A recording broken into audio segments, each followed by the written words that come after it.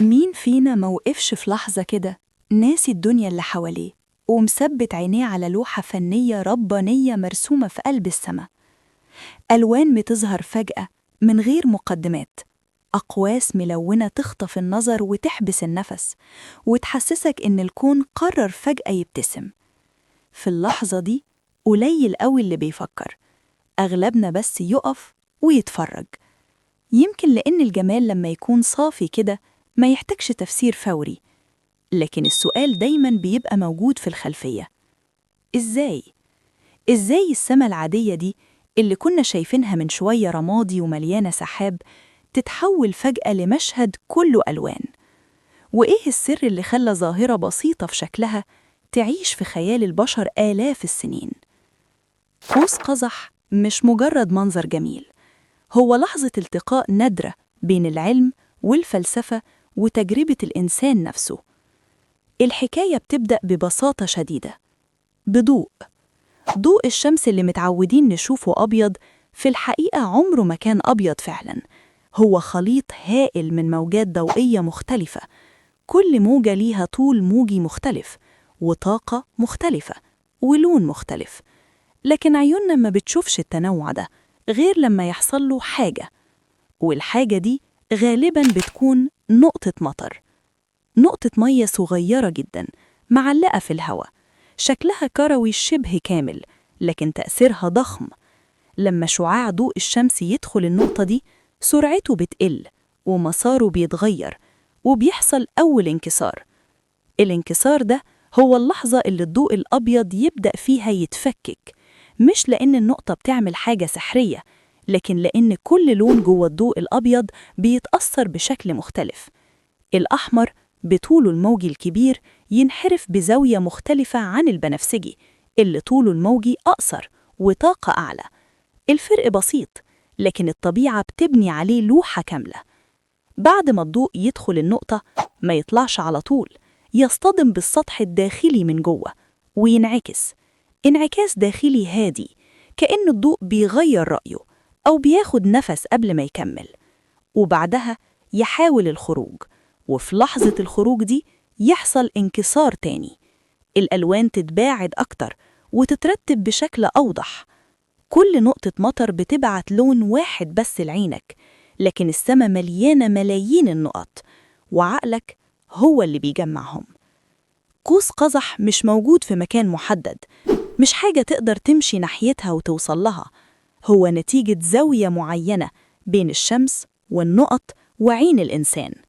علشان كده لازم الشمس تكون ورا ظهرك، ولازم المطر أو الرذاذ يكون قدامك، ولازم زاوية الشمس تبقى منخفضة شوية، كأن الكون بيقولك لو عايز تشوف الجمال ده اقف في المكان الصح.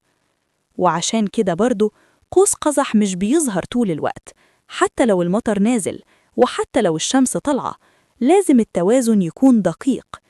في أماكن معينة في العالم التوازن ده بيتكرر كتير: الجزر الاستوائية، المناطق القريبة من خط الاستواء، الأماكن اللي المطر فيها ضيف دائم والشمس ما بتغيبش طويل.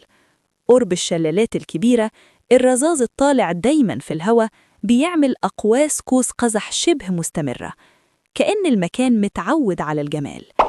هاواي مثلا واحدة من أكتر الأماكن اللي بيظهر فيها قوس قزح، مش صدفة، طبيعة المكان نفسها مهيئة للظاهرة دي، مطر وشمس وهواء وزوايا مثالية.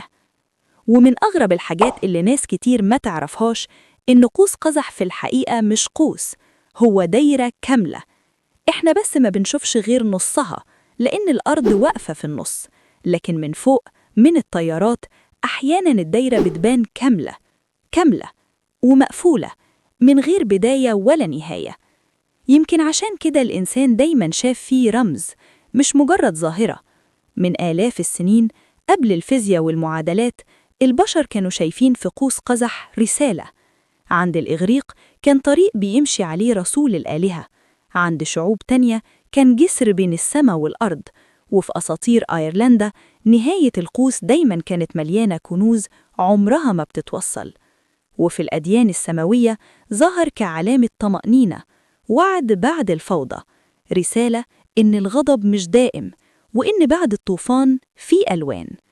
وحتى النهاردة في عالم مليان انقسام، قوس قزح بقى رمز للتنوع، اختلاف ألوان لكنهم مع بعض بيصنعوا جمال واحد. العلم قدر يشرح الظاهرة، لكنه ما قدرش يلغي إحساسنا بيها، يمكن لأنه من غير قصد أكد نفس الفكرة. قوس قزح ما بيظهرش غير لما الضوء ينكسر، غير لما يتشتت، غير لما يمر بتجربة معقدة. ولو الضوء فضل مستقيم نقي من غير انحراف، ما كناش هنشوف أي ألوان.